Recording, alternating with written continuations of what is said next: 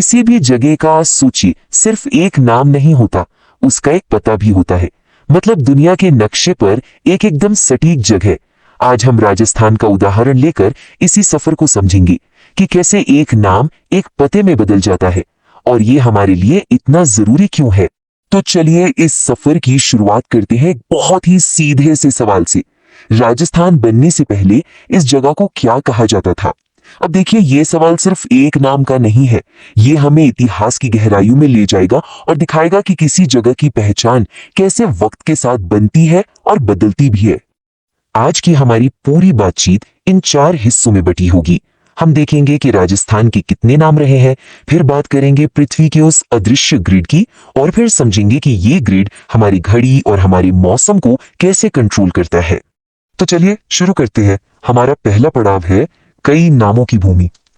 देखिए, किसी जगह को नक्शे पर ढूंढने से पहले यह समझना तो जरूरी है ना कि उसे सदियों से लोग आखिर बुलाते क्या थे। अब ये जो है ना, ये बहुत दिलचस्प है। हर नाम के पीछे एक पूरी कहानी है। सोचिए, ऋग्वेद के जमाने में इसे कहते थे ब्रह्मवर्त, मतलब देवताओं की बसाई हुई जमीन। फिर रामायण काल में वाल्मीकि जी ने इसे मरुकांतार कहा, यानी रेगिस्तान का इलाका। 1800 आते आते जॉर्ज थॉमस ने यहाँ के राजपूत राजाओं की वजह से इसे राजपूताना नाम दिया, और आखिर में जो नाम हम आज जानते हैं राजस्थान, वो पहली बार कर्नल जेम्स टॉड की किताब में हमें मिलता है। तो ये तो हुई नामों की बात। अब आते हैं पते पर। मतलब इस इतने बड़े ग्रह पर किसी एक जगह का सटीक पता कैसे लगाया जाए? इसका जवाब छिपा है एक बहुत ही शानदार इंसानी आविष्कार में। तो सबसे पहली और सबसे जरूरी बात, ये रेखाएं असल में धरती पर खींची हुई नहीं है।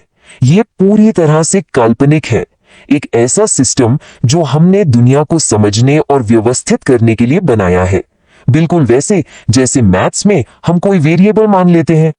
चलिए इसे और भी आसान बना लेते हैं। अक्षांश यानी लैटिट्यूड, ये है लेटी हुई रेखाएं। ये पूर्व से पश्चिम की तरफ जाती हैं और दूरी और लोकेशन बताती हैं। और देशांतर यानी लॉन्जिट्यूड, ये है खड़ी रेखाएं। ये उत्तर से दक्षिण की तरफ जाती हैं और हाँ, ये समय बताती हैं। बस इतना ही सिंपल है। अच्छा, अब इन लेटी हुई रेखाओं यानी अक्षांश में से कुछ बहुत ही खास है, जैसे 0 डिग्री पर भूमध्य रेखा।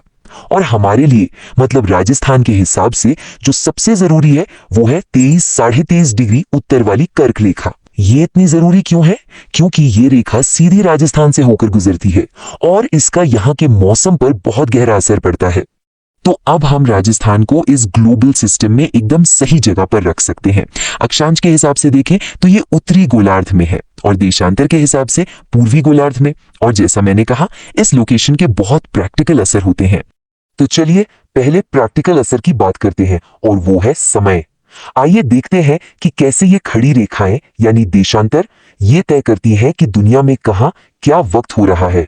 देखिए, समय की सारी कैलकुलेशंस का बस एक ही नियम है, एक ही फॉर्मूला। जब हमारी पृथ्वी 1 डिग्री देशांतर घूमती है तो उसे लगते हैं 4 मिनट। बस यही वो चाबी है जिससे दुनिया भर के टाइम जोन का ताला खुलता है। तो चलिए इस 4 मिनट वाले नियम को इस्तेमाल करके देखते हैं। एक सवाल लेते हैं। मान लीजिए 15 डिग्री पूर्वी देशांतर पर सुबह के 10 बजे हैं, तो 75 डिग्री पूर्वी देशांतर पर क्या समय होगा? ये एक पहेली जैसी है ना? चलिए इसे मिलकर सुलझाते हैं। देखिए ये कितना आसान है। सबसे पहले दोनों जगहों के देशांतर का अंतर निकालिए। 75 माइनस 15 यानी 60 डिग्री। ठीक है, अब हर डिग्री के लिए 4 मिनट, तो 60 को 4 से गुणा किया, आ गए 240 मिनट। 240 मिनट मतलब सीधे सीधे 4 घंटे। तो सुबह के 10 बजे में 4 घंटे जोड़ दीजिए और हमारा जवाब है दोपहर के 2 बजे। और पता है, यही फॉर्मूला पूरे देश पर भी लागू होता है। भारत का जो स्टैंडर्ड टाइम है वो 82.5 डिग्री पूर्वी देशांतर से तय होता है, और इसी कैलकुलेशन की वजह से हमारा इंडियन स्टैंडर्ड टाइम यानी IST दुनिया के मानक समय GMT से हमेशा 5.5 घंटे आगे रहता है। चलिए अब घड़ी से आगे बढ़ते हैं और मौसम की बात करते हैं। इस ग्रिड का दूसरा बड़ा असर ये है कि अक्षांश और खास तौर पर वो कर्क रेखा जिसके बारे में हमने बात की थी, वो राजस्थान के मौसम और जलवायु को कैसे तय करती है। ये एक बहुत ही जरूरी ज्योग्राफिकल फैक्ट है। कर्क रेखा राजस्थान के एकदम दक्षिणी सिरे से निकलती है, सीधे बांसवाड़ा और डूंगरपुर से होते हुए। इसका मतलब क्या हुआ?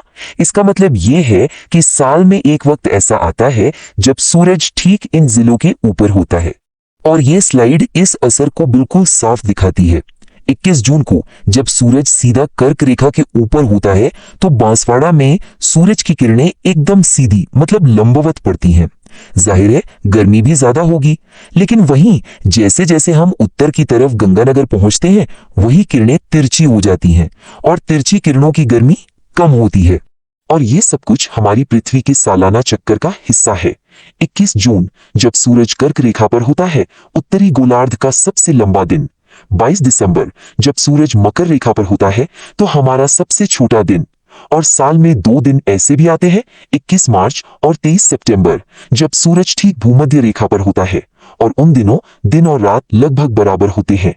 तो एक सीधी सी बात है, जब 21 जून को सूरज सिर के ठीक ऊपर होता है तो दिन सबसे लंबा, रात सबसे छोटी और हाँ, परछाइयां सबसे छोटी हो जाती हैं। ये सब क्यों होता है? सिर्फ और सिर्फ राजस्थान के उस ग्लोबल एड्रेस की वजह से। तो देखा, हम घूम फिर कर वहीं आ गए जहां से शुरू किया था। एक जगह सिर्फ एक नाम नहीं होती। राजस्थान सिर्फ ब्रह्मवर्त या राजपूताना नहीं है, बल्कि ये अक्षांश और देशांतर पर एक सटीक बिंदु भी है। एक ऐसा बिंदु जो ये तय करता है कि वहां दिन कितना लंबा होगा और धूप कितनी तेज होगी। और आखिर में एक सवाल सबके लिए, इस अदृश्य ग्रिड पर हमारी अपनी लोकेशन हमारे रोजमर्रा की जिंदगी में रोशनी और मौसम को कैसे आकार देती है? ये सोचने वाली बात है ना?